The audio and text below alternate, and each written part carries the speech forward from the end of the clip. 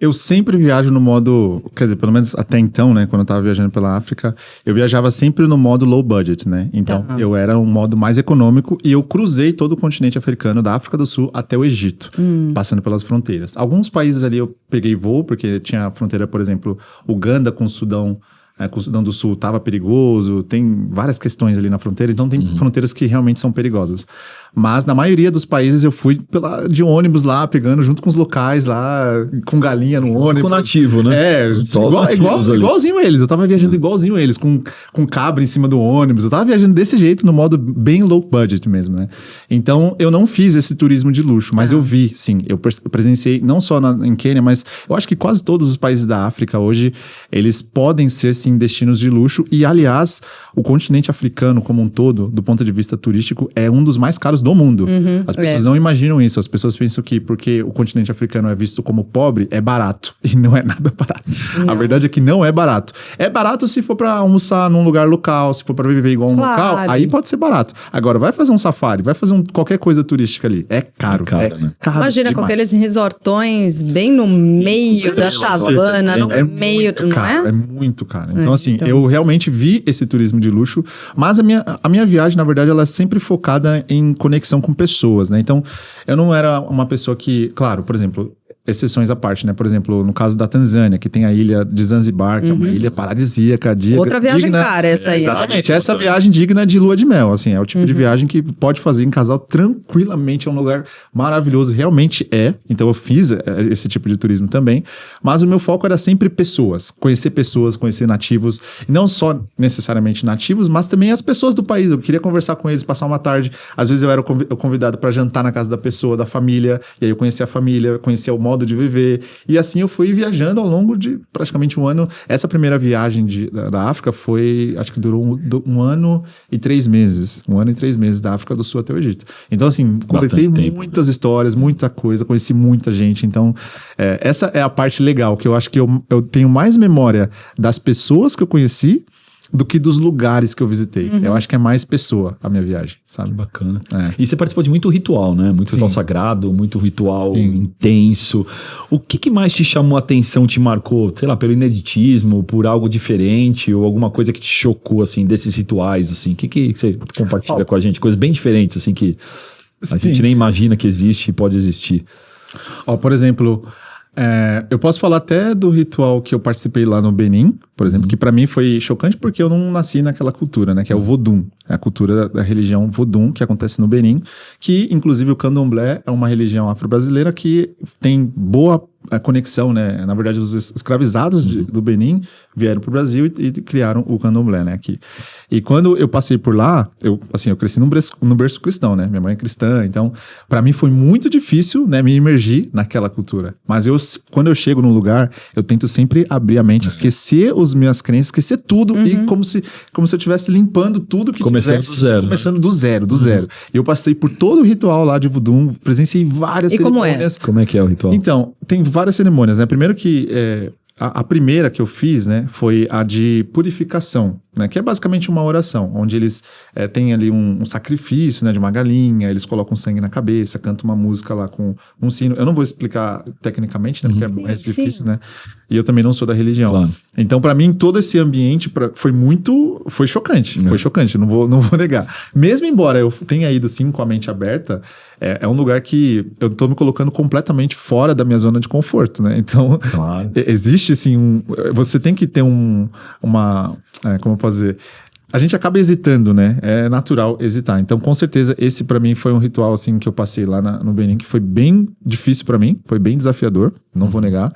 Mas no final, assim, eu participei dessa cerimônia, né? Que tem a purificação, e participei de várias cerimônias onde eles colocam... É difícil, é complexo de explicar. É que tem várias cerimônias, né? É meio difícil de explicar. Mas, basicamente, as cerimônias são como cultos. Como o culto de uma igreja, por exemplo, só que para eles o culto é um pouquinho diferente. Tem muita dança, eles dançam muito. Eles também usam alguma espécie de uma estátua que eles colocam no chão, que eles ficam praticamente circulando em volta delas, com muita música. Tem também a questão da incorporação, isso é muito forte lá também, da mesma forma que o candomblé. Claro. Então, para mim, estar nesse ambiente e aí eu conseguir enxergar tudo que eles... É um novamente, desafio, né? A minha visão é sempre tentar enxergar a deles, não a minha. Claro. E aí eu comecei a trazer várias analogias, que a religião deles, né, é praticamente... Assim, toda religião tem os seus pontos em comum, vamos dizer assim. Então, para mim, foi muito gratificante conseguir enxergar que, na verdade, a religião deles é tudo que eles têm na religião deles, tem na religião cristã, assim como tem no budismo, e eu consegui juntar essas peças, assim, de que a religião, no final das contas, é uma fé, né, interna, que é pessoal, e que cada cultura, cada religião vai ter os seus pontos em comum com outras, sabe? Então, para mim, foi bem desafiador e eu aprendi muito lá com isso, sabe? Então, para mim, foi uma experiência muito marcante. Sim. Foi uma das experiências que marcou Você bastante. se emociona? Porque assim, apesar de não ter a sua conexão religiosa com aquela religião, mas você se emociona nesses rituais, nessas... Não, eu não Não? me emociono porque eu também, quando eu visito esses lugares, eu sempre vou com o propósito de criar conteúdo, Sim. que eu tô trabalhando também, né? Então, eu acabo tendo que ser um pouco mais racional e entender Tá. o que é aquilo. Então, por exemplo, quando eu tava nessa cerimônia que eles ficavam ali rodando em volta da estátua ali, que eu não sei explicar direito, né?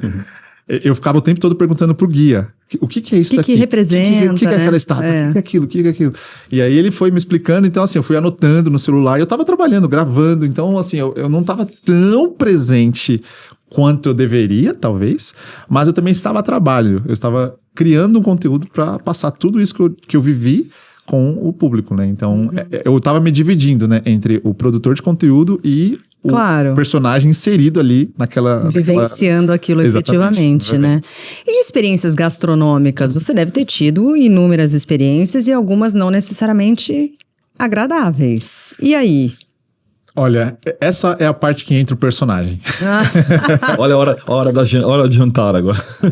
Essa parte da comida, realmente eu sou um personagem. Porque eu sou uma pessoa que eu não como de tudo. Eu não como. Ao contrário, eu sou muito chato pra comer. Eu sou chato. Eita! Eu sou chato. Se você me vê no meu dia a dia, eu não como muita verdura, eu não sou muito fã de salada. Assim, eu posso comer, mas não sou muito fã. Não como legumes, por exemplo. Só que quando eu tô viajando, eu entro no personagem. E aí eu provo qualquer coisa. Qualquer coisa. Desde que, né? Eu tento, pelo menos.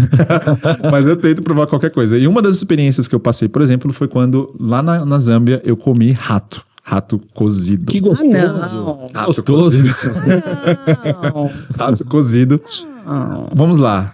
Todo mundo fala, nossa, Rafael, mas você não teve medo de doenças, né? Lectospirose e tudo isso? Vamos lá. O rato que eles consomem lá, não só na Zâmbia, como também em Moçambique, Malawi também, é o rato do mato. Ou seja, não Ufa, tem... agora sim, ai que delícia. Ufa. É um rato limpinho, rato criado em casa, na cidade. Tranquilo. Ah, Continua sendo um rato, né? Não Sim. deixa de ser um rato. E o que acontece? O rato, há muitos anos atrás, ele virou uma praga nesses lugares, porque os ratos comiam a vegetação dos fazendeiros. Olha que rato saudável. Então era um rato saudável, um rato que comia salada. Rato fitness, vegano. Vegano. Então o rato comia toda a vegetação dos fazendeiros e isso começou a ser uma praga. E eles começaram a caçar O os que nós ratos. vamos fazer? Comer o rato?